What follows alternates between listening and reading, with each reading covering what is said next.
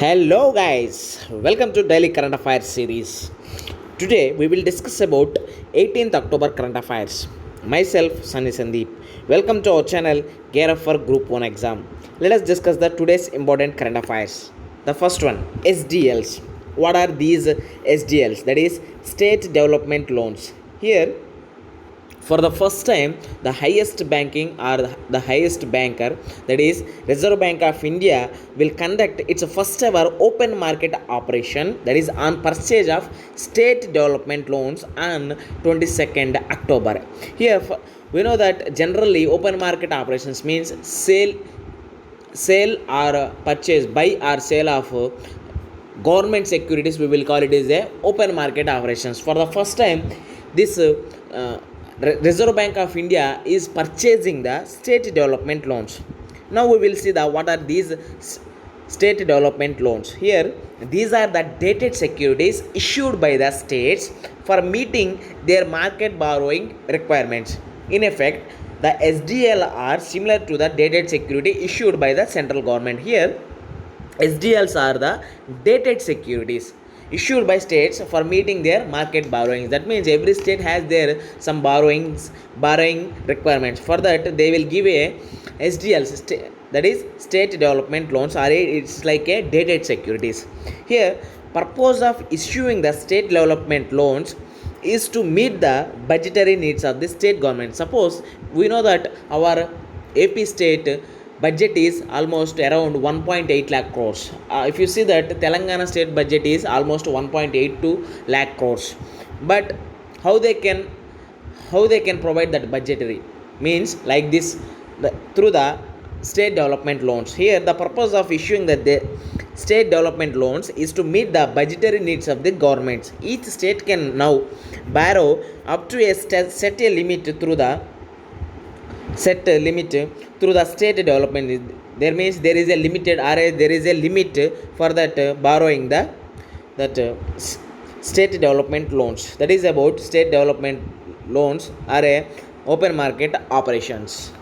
Next one, United Nations Alliance of Civilizations. That is United Nations Alliance of Civilizations has condemned the beheading of a teacher in the northwestern suburbs of the Paris in the France. That means the French teacher was killed after he taught a freedom of speech and showed caricatures depicting the Islamic prophet Muhammad to his students. Here we have to underline the most important word, that is freedom of speech. That means there may be no democracy.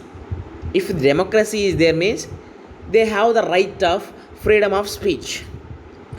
We can conclude that there may be no democracy in France.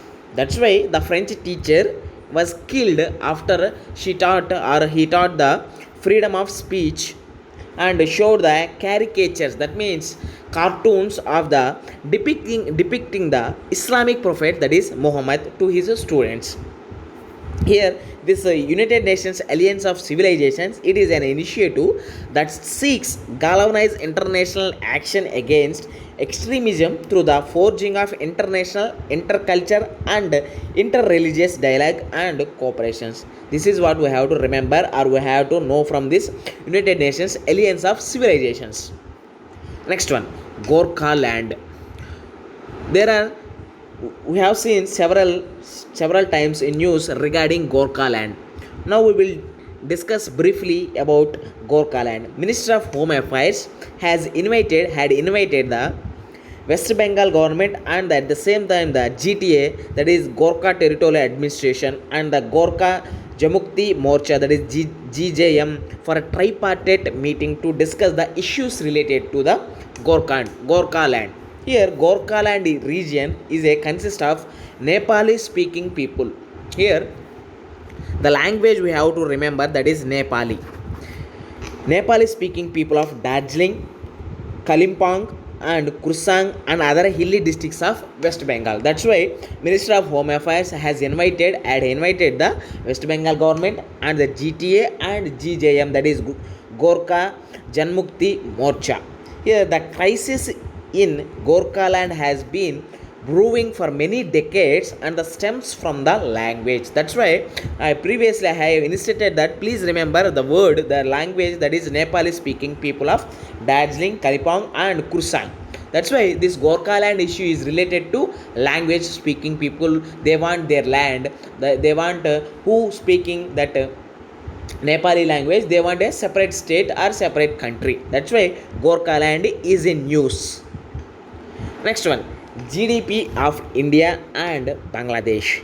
Here, former chief economist of the World Bank, Kaushik Basu, has said that the International Monetary Fund's latest projection of Bangladesh real per capita surpassing India's real per capita GDP after India had lead of 25% years ago is shocking and calls for bold fiscal and monetary policy.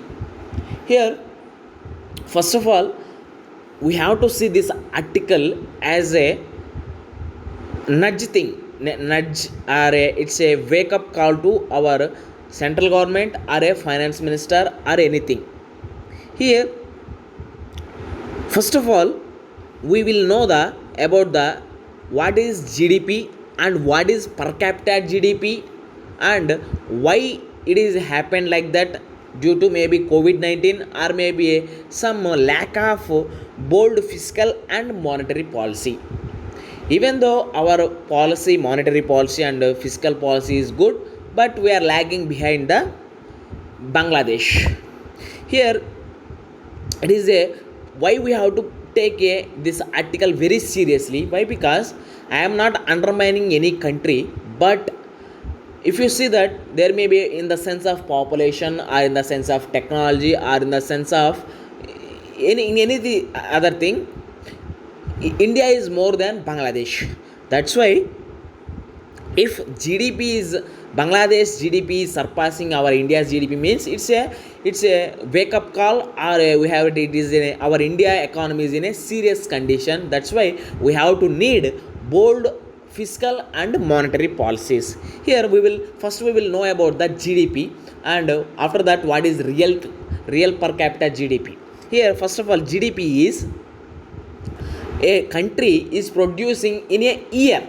Please underline the word in a year. The country it's producing, or it may be a producing, it's called as a, we will call it as a that GDP, that is gross domestic product, in a year. It's for a 1 year tenure only. That means the whatever made or produced in a 1 year, we will call it as a GDP. What will be in there in that GDP? That is first 5 things will be in there. That is first one consumption, next one investment, next one spending and exports minus imports. That's why GDP it will consist of consumption, investment, spending, exports minus imports. From that is clear that GDP consists of consumption, investment and spending, exports minus imports. Here comes the real per capita GDP. That means real GDP by population, we will call it as a real per capita GDP. That's why our India's GDP is lower than the present Bangladesh real per capita GDP. With this we can conclude our video. Thanks for watching. Like, share and subscribe to our channel. Gear up for Group 1 exam. This is Sunny Sandeep. Thanks for watching. Like, share and subscribe to our channel.